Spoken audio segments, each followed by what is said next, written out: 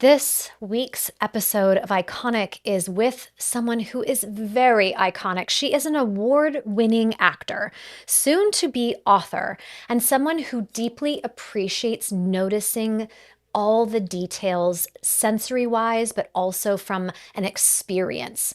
Tara Jade Fox is on the Iconic show today, and she shares around how she had a moment at 11 years old that developed this deep sense of wishing she had seized an opportunity and didn't. So much so that just 4 years later, still as a child, gets up on a Olympic-sized platform and jumps off the edge. It's the type of conversation that will inspire you to really pay attention to whether you are living on the edge of your life, whether you are chasing the chills, as she calls it. And it's something that's going to awaken you, mess your hair up a little bit, to stop going through days in a mundane way and instead experience adventure and soak in every last moment. I can't wait for you to hear this episode. Hi, Tara. Hello. We're here. We're here. This has been an anticipated conversation for me because we've had these interactions where you've shared these points of view, lived experiences that have this specialness to them. And that's where I just want to go right away. You have a saying. What is it? Chase the chills. Chase the chills. And I want to just start with that. I want to start with the fact that, first of all, you have it tattooed on your body. So it means something to you. I'd love to know the meaning, but I'd also love to know, what does that mean for somebody listening in today? Yeah, absolutely. I first heard it, and the second I heard it, I got the chills. And it just settled in my system. I'm like, that is why I do everything that I do. That is what drives me. What pushes me to be better is chasing those chill moments. Yeah. And what I like to say, how I think everybody should use it, is chills are your best metric for knowing you are operating at your highest potential, at your most magnetic, at your most unforgettable way of being. Because when you have the chills, you're fully alive. Yeah. And if you want to give other people the chills, if you want to be memorable to somebody else, you can't give what you don't have. So if you don't have the chills, you can't give them. Ooh, that's so good. Where are we going to go from here? Because I feel like that in itself, just everybody needs to chew on that for a minute. So I call them God bumps, which is really interesting because it feels divine for me. Yes. It feels like that knowing, that spirit that's like, yes, it's that full body yes. People sometimes say to me, what does a full body yes feel like? That's what a full body yes feels like to me. It's like when your body responds to something that you have these God bumps go up your arms and down your back. So chasing the chill, when did you first experience that? What was your first, at least, memory of experiencing that? The one that instantly comes to mind, this wasn't the first time, but I think I was, maybe around 15. Okay. And I went to a pool with my cousins, and there's a platform, not like the high dive, but like the Olympic level, super crazy. And I was like, oh, I gotta do that. And so we stood in line, and the line was long. And as you start watching people go up, your heart starts to like pound a little bit, and you're like, oh, am I sure? Yeah. And we actually saw a kid at the top freeze and then walk all the way back down the ladder in front of everybody. And it was that moment I knew two things. One, I was not going to be walking back down that ladder in front of everybody. And two, I knew if I stopped, I would freeze. So every rung up the ladder, and it was a lot of them, I was like, just walk off the edge. Just walk off the edge. Just walk off the edge. And I took a deep breath at the top. I walked off the edge. And I remember how scary that was, how exhilarating that was, and the goosebumps I got afterwards. Yeah. And going, oh, this is it. When you push yourself past that edge, oftentimes the chills are on the other side of fear. And I was just, I don't know, every time I'm on a set and there's a character that demands something of me that I'm like, ooh, that's tight, or here's the line. Yeah. I know I have to cross the line because I want the chills. And more importantly, I had an experience young when I was on, when I was in an audition and I didn't do what I knew I could do. I came up to that line and went, too much. Ah. And the drive home, I was like,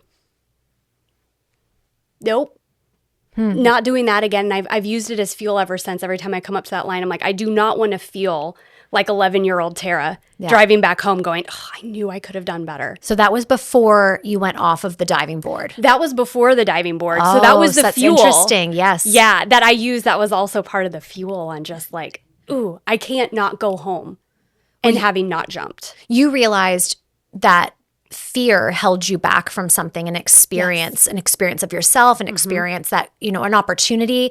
And so that like literally anchored into you that when you had another scary moment, you thought, I'd rather be afraid and do it than not do it and always wonder what it would have been like. Yes. I love that. I use fear as fuel because it is some of the most potent fuel you can have.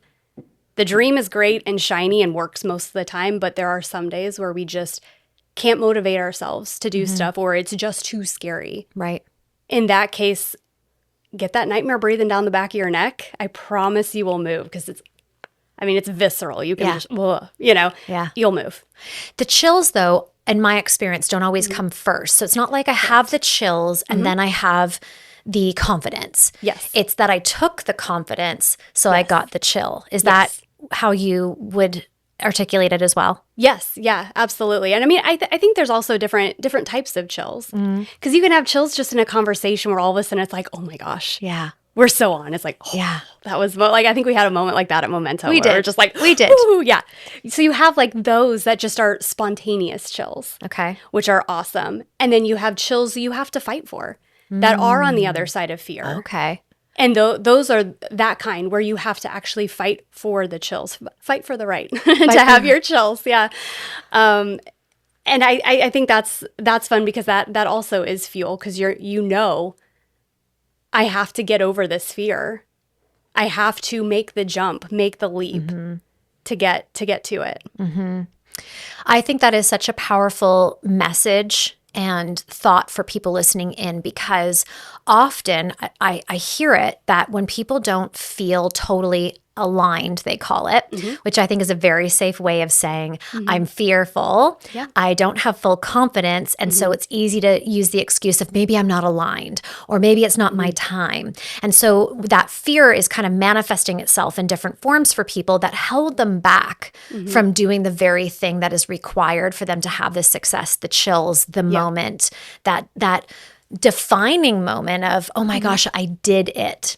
How does she overcome that fear? You've done it. Is it like, I want to ask this question in two ways. How does she overcome the fear? But then for you and overcoming your fear, was it that crucial moment of just feeling regret that you thought I'll never go there again? Was it that defining moment or has it just been a skill that you've honed over the time? Yes. Yes to both. Yes to both. Yeah. Yes, it's definitely I remember how awful I felt in that moment. And I'm like, I don't want to go home feeling that way again. Yeah. It's like I've been there before. I know better. And I kind of use that. So if it is something where, like the platform or, a character, an audition that I'm really nervous about, whatever it is, I use that, I sit for a moment in that nightmare space, that space where it's just like, what if I don't go big? Sit in that for a minute. How does it feel? Right.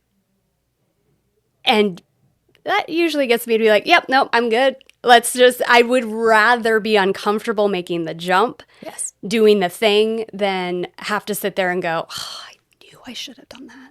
I could have done more. I fear that the most in my life. Yes.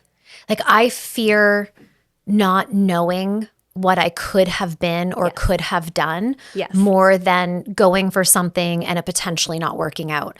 Because I just know innately, and people ask me this all the time. They're like, Jen, how come you just like, you do things and those things seem to work out? Well, they don't, like behind the scenes, it's not always as easy as it looks on the screen.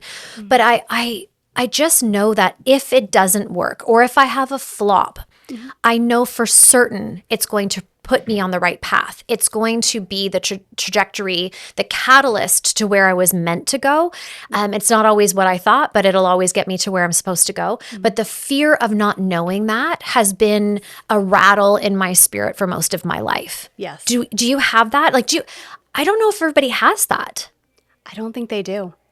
Is it that they can, do they not have it, but they can find it? Do they not have it, but they could build it? Like, or is it that they literally don't, I don't want to believe that they don't have it. I don't think that they don't have it. I think that most people, because I've thought about this a lot actually recently. I talked to my husband about it and I'm like, like in a video game, you have main characters. Yeah. You have supporting characters, Yeah. and then you have NPC characters, which are just non-player characters, basically run by the computer. I mean, there's real actors that voice them and do things for them, but they're not like crucial to the story. It might be Villager 3 that just is, my only job as Villager 3 is to run up in your life and be like, watch out, the barn is on fire, and that's my role in your video game. And I kind of wonder, it's not that Villager 3 couldn't all of a sudden, become a main part of the story in Act 2, in the video game. But I think Villager has to wake up to the fact that they can become a main character. And yeah. What makes somebody a main character? They have to feel it, want it, see it. Would you agree? Like, what if I think of main character, that's going to look different for every single person. Yes. They're going to define that differently. Someone listening in could be like, I want my main character to be, I'm an exceptional, iconic stay-at-home mom. Yes. I don't have a ton of stay-at-home moms listening, but that could be her thing. Absolutely. It could be, I want to be the most exceptional coach in my industry. But how do they get to the point where they believe that and desire that more than staying safe? I feel like, kind of like candles, like fire, they need to be around somebody that lights something with them, that gives them the chills to go, oh, that's possible? Yeah. And then start chasing it. Find that thread and just start pulling it and following it until you find the tapestry that you were meant to weave. That's beautifully said. Yeah. I do, people will ask about belief. I believe personal belief is actually one of the key ingredients to success. You have to believe in yourself. And when you do, you'll make big investments. Yes. Both financially, time, consideration, effort. You will go out on the skinny branch. You'll blaze a new trail. You won't wait to look for somebody else who's doing what you want to do because it doesn't matter anymore. Yeah. That personal belief has a sound. Like to me, I can hear it, I can smell it, I can taste it in somebody.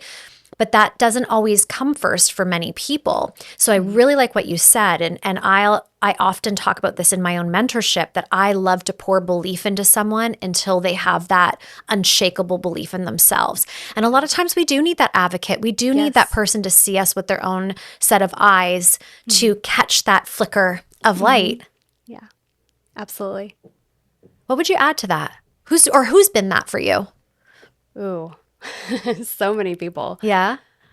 Gosh, there's been some directors out in Hollywood that have said things to me at certain times that just is like, I do have this.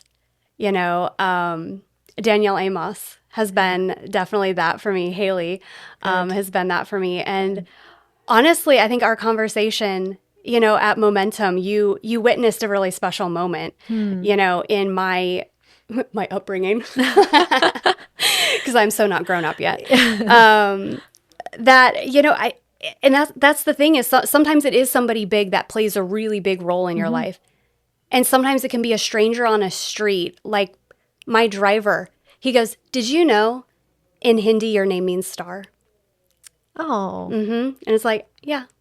You knew that? Did you know that? I kind of forgot it, but I have heard that when I went on a big name quest thing a long time ago. Amazing. Yeah, but just the fact that it was right now, at this time, a completely random person I do not know at all, just says something. And that's the thing is I think it's pay attention to the little things. The chills can be a little thing that we just kind of don't even notice or like, oh, well, that was a fun moment. But it's like, no. Sometimes the biggest things come in the smallest moments. Yeah. You know, that's your body going, pay attention. Pay attention. Yeah. And you know what else it teaches me is teaches me the pause.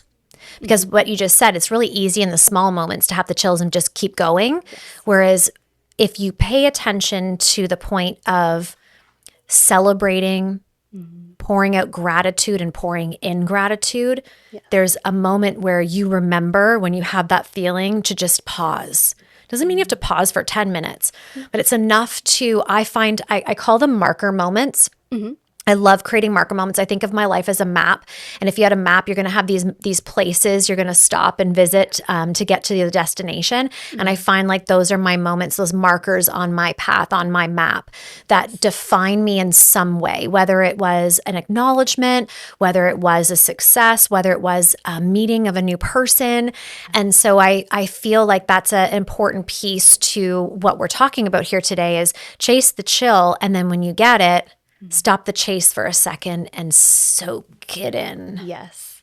Yeah. I think it's like feel it, smell it, breathe it in for even if it's a fraction of a second, just to be like, because also in a video game, I don't know if you've ever seen it, sometimes they'll light your path to where you need to go if you play it in, you know, easy mode like I like to play it. My husband's a really big gamer. I was going to say, it must be a part of your life. Yeah. Okay. No, but like easy mode is they'll do like this glittery, almost like pixie dust trail. Okay. So you know where to go. And I feel like if you can just breathe it in for a moment, it'll kind of illuminate where you need to go. But you have to breathe it in, like take it in for just a second to be like, I feel this. And I feel like if you do, you'll know where you need to go next. Kind of like the cookie crumbs. You know, if somebody's leaving them for you to be like, hey, this way, over here. I got you. So are you afraid of anything? Is there still some things, like if you even think right now and like sitting here together, you have bubbling, multiple careers, really. You have something coming out of the doors soon, so let you announce that. But do you still find there's these moments of hesitation or resistance, or do you feel like, you know what, this is actually something I've mastered in my life? Ooh. I really shy away from using mastery as a term because I'm like, I'm always learning. Okay. There's always another level past it. So even if I'm like, no, I'm not afraid to go all the way down, I feel like there's another level of I could loosen one more button. Okay. You know? Like that. So I always believe there's another level, you know, like even the best acting coaches and directors I've had are always in that philosophy too. There's more to learn. I've never used this lens before. I'd love to try that. You know, there's always, and I think that's the thing that's fun about acting is you're going, there's more to learn. You know, life is huge and expansive and fun if you let it be. Right. If you let it be. That was an important point. Yes. So you have a book coming out. I do have a book coming out. Let's talk about that. Are you willing to share? I know it's a little early, but you know, we are talking iconic here. So I would love to learn and kind of pivot the conversation around that. What's the theme of the book? Unforgettable. Okay. Is the title. And the subtitle, the working subtitle, is The Art of Connection. Okay. Because I believe it's basically taking my favorite acting techniques and hacks that we use on like the biggest movies in Hollywood, but you can use that in real life to connect better with people, which I think everybody could use better connecting, whether it's just, hey, we're just going to have a chat, make a new friend, or whether it's sales, a business merger, because you're not going to make every sale. You're not going to make every pitch, every friend, every merger. But what you can make is a friend. Yeah. And what's important is we may not need each other right now. But what about in 3 months, 3 years? Did we make enough of a connection? Did we make enough of an impression that you remember who I am when you need me? And that's the game. So tell me, how does somebody become unforgettable? What's that first step?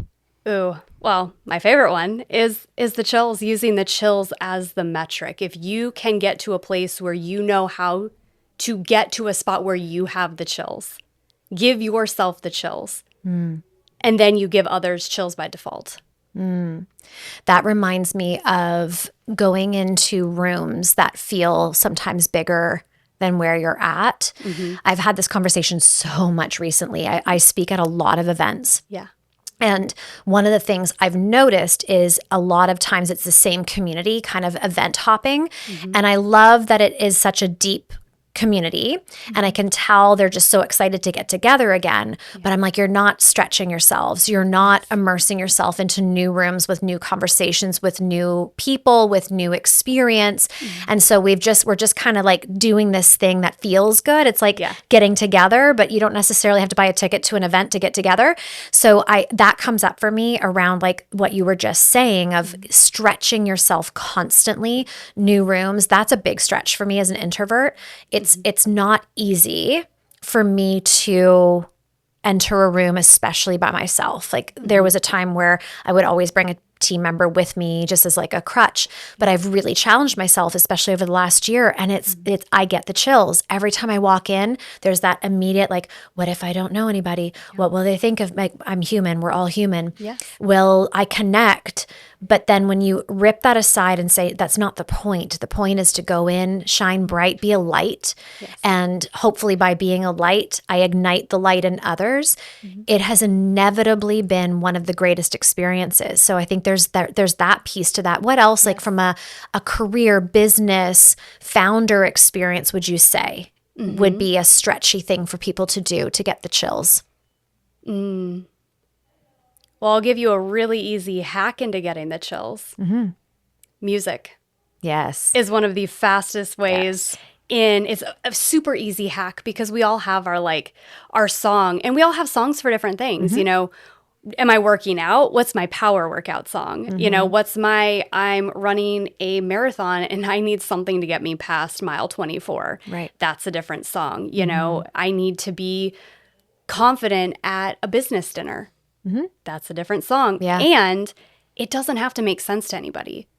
Like my power song does not have to make any sense to you. There's one song that like the words don't necessarily mean anything, but the bridge just has this ebb and flow and sway. And I just into it. I'm just like immediate in. So it's finding your immediate ins. Music being one of them. And because that's something that's super easy to just pop you into a moment and go. I do use music, and I'm a musician, so I wasn't an actor. My art form was through music, so I really understand that and get that. You know, there's times I just need a good cry, and I know the song. I know the song. It's going to get me every time.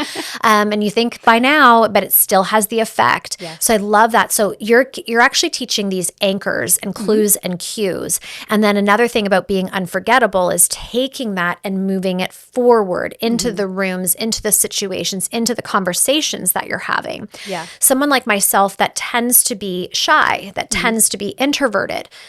I listen to my song.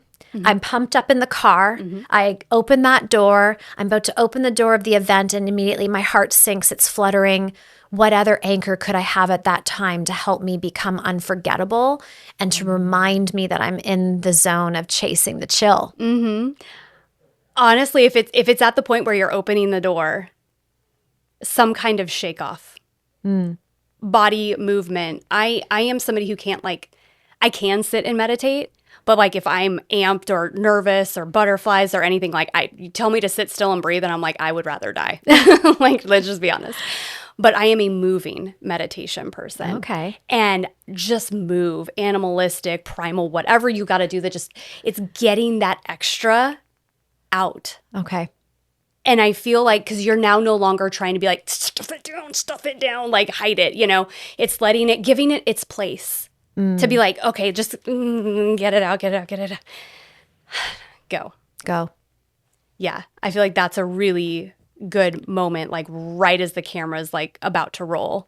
You've got no time. You've got to just move and like shake it out of your body. Yes. And you know, another thing that works really well for me that I found, because I don't know if that would be innate for me, is feeling my feet on the ground.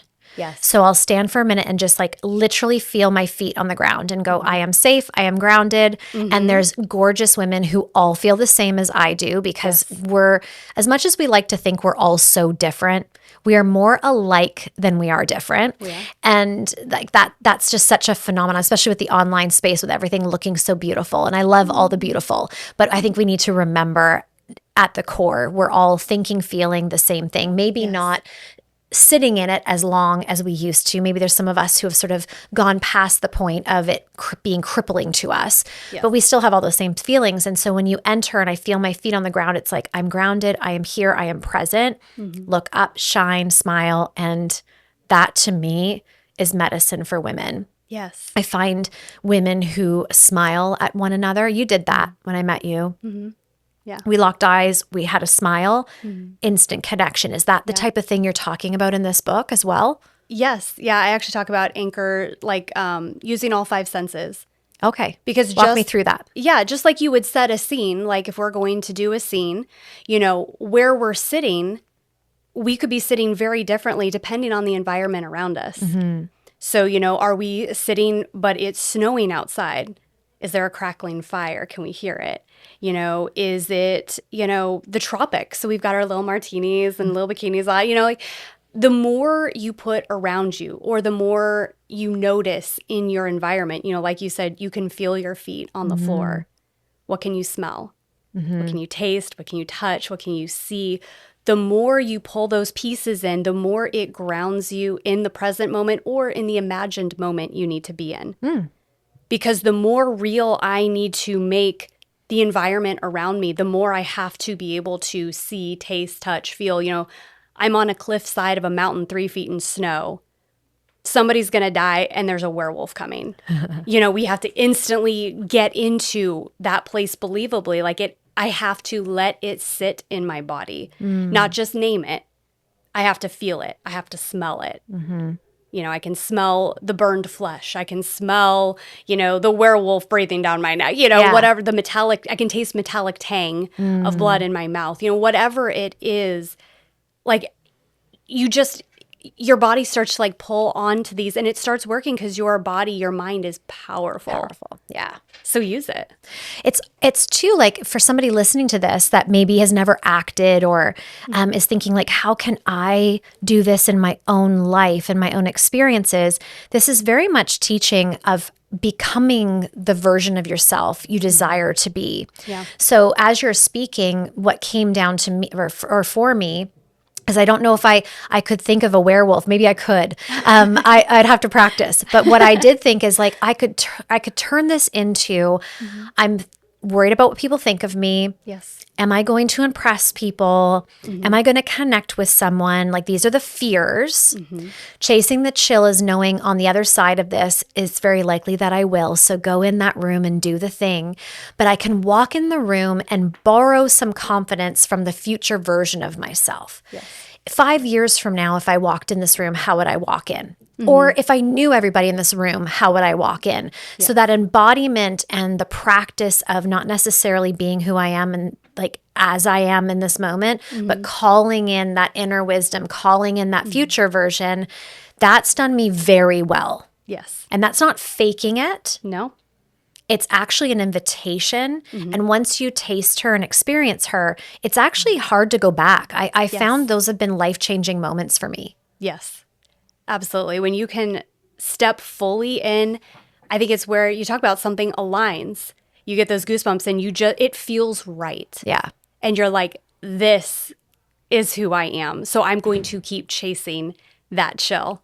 I'm going to keep chasing that through line until I get her. You know, she illuminates from the future and gives us that path to follow.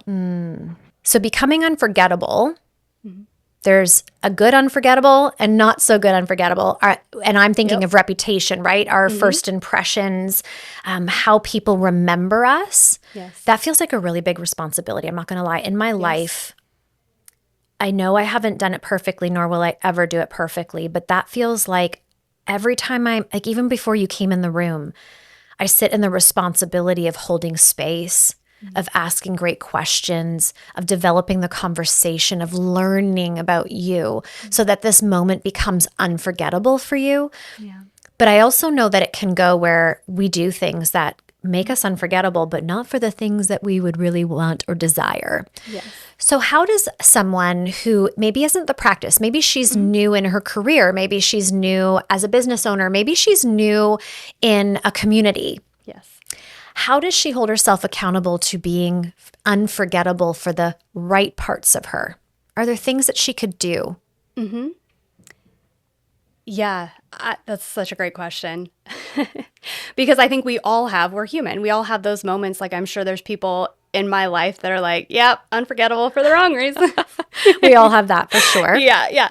So, but I mean, I think it comes down to do the homework, do your prep drills, find your mantra, whether it's chase the chills or whatever your mantra is, whatever your code word is, your power word, your power song, do your homework.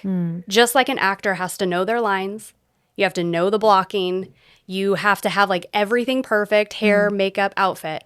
Okay. But then when the camera rolls, it's time to open that door and walk in, shake hands. You have to let it go. You have to let it go. You have to trust that it's there. You've done the work. It's in your body. You have to let it go so the magic can happen. So what I hear from that, and correct me if I'm wrong, there's practice, but don't get stuck in the practice. Yes. Practice and then move and action those things. Walk in the room, shake the hand, introduce yourself. Maybe it's even showing up online face to camera, doing a video, right? We can practice and delete 1,000 times, but it's just actually putting it up that one time. I remember not so long ago, I had something in my teeth and I was in my stories and I was going to delete it. And I thought, there's something in me that just don't. Just show you're human and you've got something stuck in your teeth. The amount of DMs I got from that one story, and I'm like, I have brilliant things to say on a daily basis, but the fact that I had something in my teeth, what it taught me was nobody's expecting me to be perfect. Nobody's expecting me to be polished all the time, and people are actually charmed by the human side of us. People are inspired by watching us put that effort out and going for things. They're not inspired when we're sitting in the background practicing over and over and over again, waiting for the opportune moment. Yes. Is that how you teach it? Absolutely. It's presence over polish all day long. Presence over polish. All day long, especially in the age of AI where we can polish up anything. Yeah, it's true. And it's not, don't polish. It's not that polish is bad, polish is great. But you have to, when it comes down to it, be able to let the presence come through, let the real you come through. And there's always a take two, and you just have to kind of trust in the moment that, hey, if I say the wrong thing at the wrong time, it was meant to be. If we weren't meant to be connected, we wouldn't be connected. No. And we just have to trust that was right for that moment. So it's this kind of just weird trusting. Like it's hard to do. Like even as a professional actor, I mean, that's one of the hardest things we have to do is, okay, make sure you hit the mark, make sure you have the lines, make sure, okay, and forget all of that and just go. And you're like, okay. Yeah. I mean, it's trust. A very conscious letting go. It's not like, oh, woohoo, pie in the sky, I can just, toss it behind me. I mean, it's an active letting go. Active trust too. I'm sensing from what you're sharing from the acting experience, there's a couple things that are coming through. Trust is definitely one of them. You've practiced, you've, envisioned it, you've shown up, everything is ready, set, go, but you have to trust that you've done enough to go. And if not, there's a take two and act two. Yes. So I love that lesson. I also love the idea of someone being willing to go before they're ready. I think we wait for the readiness, and that's coming through a lot in what you're sharing. We wait to feel ready, but the readiness comes from the doing, from the act, because then you're going to learn, right? Why are you laughing? Is that like something you say? Well, I sat down to write book 1 and I was like, oh, but I have this. No, that's book 2. And I'm like, oh, it can't be 2 books. It's got to be 3. And I was like, what's book 3 about? I think it's jump. Jump before you're ready, or you'll never be ready. Yeah. So that's why I'm laughing. I'm like, oh, yeah. There you go. There's a little there's a chase the chills There's moment a chase for the you. chills moment. Yeah. Yeah, because what's coming through and what I really hope people are seeing and hearing from you is not to take everything so seriously, Yeah. is to forgive fast when we've done something maybe that we wish we hadn't. My biggest lessons and my biggest teachers have been the hard, not the success, not the easy moments. Those were not those moments that chiseled me. What chiseled me was when I went, I can't believe I said that. Yes. Like, where did that even come from? That doesn't even feel like it's me, but it's obviously because it came out of my mouth. Yeah. What do I need to look at? Or I didn't really treat that person the way I wish I had. I wish I had spent more time or consideration. Those are preparation. That's come up for me too, that disappointment. And like, I didn't prepare. I didn't learn the lines. I didn't review. I didn't contemplate enough. I kind of winged it. And it's like, oh, shucks, I wish I had done more preparation because it deserved that. Those are those moments not to try to avoid because they create us into the most special version, the one that builds trust. Because we're like, well, that sucked, but you know what? I'm okay. That is your best fuel. If you can take it, not wallow in it or get stuck on, oh, I'm so awful. I can't believe I did that. I mean, sit in it for a second so you have it so you don't do it again. Yeah. You know, use it as fuel. Like you said, your most potent things come from the bad. The best acting lessons, the one that have stuck out the most is when I have failed spectacularly. Yes. And they're like, wow, can Yes. you act? And you're like, I think so. I don't know, maybe not. But those have made me into, I didn't know my blocking. I have to pay attention. Or I didn't understand what you said. Because, I mean, this happens. There's so much stuff going on that I'm like, if I am not crystal clear in talking with the director, can you explain that in a different way? I'm not getting, like, being able to voice so that I can, like, you learn the best stuff. Yeah. If you can use it as fuel and you can metabolize it so it doesn't live in your system. And I think that's the hard part, and the work in those hard moments is just letting it, metabolizing it, use it, but let it go so it doesn't just sit in there and fester. That's been one of my biggest journeys in my lifetime is self-forgiveness. You see, I always thought forgiveness was about forgiving somebody else. Yes. And I had to learn through a lot of therapy that a lot of times it was never about that other person. It was always about forgiving myself. And that has been one of the most liberating, it's making me choked up a little bit. One of the most liberating things in my life is realizing even if it feels like someone has done me wrong, there's still a level of personal forgiveness in that because either I allowed that to happen, I taught them that was acceptable for me, or I didn't speak up in that moment and say that isn't acceptable for me. Like I love looking in the mirror. I love being personally responsible for my life, for my actions, for my interactions. And I'm really sensing for you that is something you not only have practiced, but is a part of your design. Yeah. I mean, it's very much like everything we use from acting is analyzing the micro moments of, this didn't feel good, and whether, I attracted it from the other person or not even just the other person. If you just analyze, because the only person I'm responsible for and can control is myself, and maybe not on some days, but like that's the only person I have control over. So I look at, okay, why was my initial reaction shame to this? Why was my initial reaction anger? And just finding kind of those threads. And that's the thing, that you can use everything. Acting is obviously an easy one because I can use everything for acting, but notice what you can use in your real life. When you're coaching, if you're like, I felt that before, like being able to, like, nobody wants to go learn from somebody that's never done that thing. I agree. Yeah. And that's the thing. I talk with people a lot. They're like, well, I feel like I'm going through this. How could I teach it? I'm like, that's exactly who I want to learn it from. I don't want to learn acting from somebody who's never acted in their life. I'm going, why would I take lessons from you? Right. So, I mean, but that's the thing, is just going, you can use everything in your life. Like, life is giving you a smorgasbord of emotions, of situations of people. Yeah. I mean, go to an airport and watch people, Oh, it's fascinating.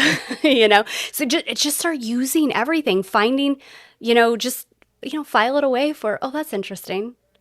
I can use that later. So powerful, because what I'm learning from you, and I would love you just to give us, like, as we kind of wind up the conversation, I'd love you just and you can think about this as I'm kind of summarizing, like 3 ways we could be much more radical in pursuing ourselves, our dreams. Like I'm thinking, and when I asked that question, what came up for me in this conversation was the fact that you didn't move and you regretted. And so you made a decision at 11 years old. Like, that's little. I have an 11-year-old at home. He's wise and smart, but it's still young. Yeah. But you made that decision enough that 4 years later, you're at a pool and you knew the only thing I have to do is just to keep putting one foot in front of the other. I just need to keep moving, because if I stop, I'll talk myself out of this experience. So that was very powerful for me. The other thing that I really, really loved was you were talking about like feeling emotions, but not wallowing in emotions. So talking through the lens of acting, you're in this very intense moment, losing a spouse or a partner. You have to be able to let that metabolize, move through you, so that you can show up and do the next thing, or maybe do that again. Yeah. So I loved that, because as women, and this isn't a popular statement, so I know that, but it comes from so much love, and sometimes we have to hear hard things. I think as women, we create so many micro dramas around things. Yeah. We add so much unnecessary emotion. We linger in emotion sometimes a little bit too long. It is our superpower. So I do not want anyone to move away from their emotion, but we do have to learn how to lead it better. Yes. Especially in leadership roles. So I loved that lesson from you. And then the other thing that I really, really appreciated was to be sensory. And when we're sensory, we notice things, we notice people, we connect more. It's almost like we take a Kodak moment. We're like, we took a moment, we remember the smell, the taste, the scenery. Yeah. So I love that, because that's something that very much reigns true in my life. Like I'm always thinking of the sensory. Yes. Right. Yes. Sensory everything. So I really appreciate those. Those were big lessons for me. Is there something else you would add that we've talked about? I mean, Chasing the Chill I really like too, but is there something else you would add based on your book coming out and your lived experience that you would love the listeners to leave with? Well, the thing that came out is when you did this, I actually call something the snapshot moment. Okay. And this is actually how I won my acting award. Oh, tell me. Yeah, in a visualization, the more potent you can make the visualization, obviously, the better. Use all 5 senses, just like we talked about with the scene. Really spend the time to set the scene with all 5 of those senses. I like that. Because you want to, and this is the thing. So for me, using the award, it wasn't me getting the award on stage. It was me a week later coming down to my dream kitchen and getting my coffee. I'm just sitting there and I look over and there's the trophy that's getting hit with a sunbeam of light. And you know how the light scatters and you see the little bokeh of the like the dust particles? Yeah. That was the moment that gave me the chills. Oh. So what I want you to do is get the most potent version of your dream or your visualization and find that most visceral part. Again, it doesn't have to make sense to anybody. It needs to be beyond it. So I had already won the award. It wasn't like I didn't know I was going to. Like, it was already there. I'd already done it. And it was that moment of the sunbeams. And I snapshotted it in my mind. And you just have to put in the work one time if you can get that goosebump moment from it. And you can just pull up that snapshot really fast. Yeah. And just sit in that. And that would be a fast way. And right before you open the door, bokeh. Boom.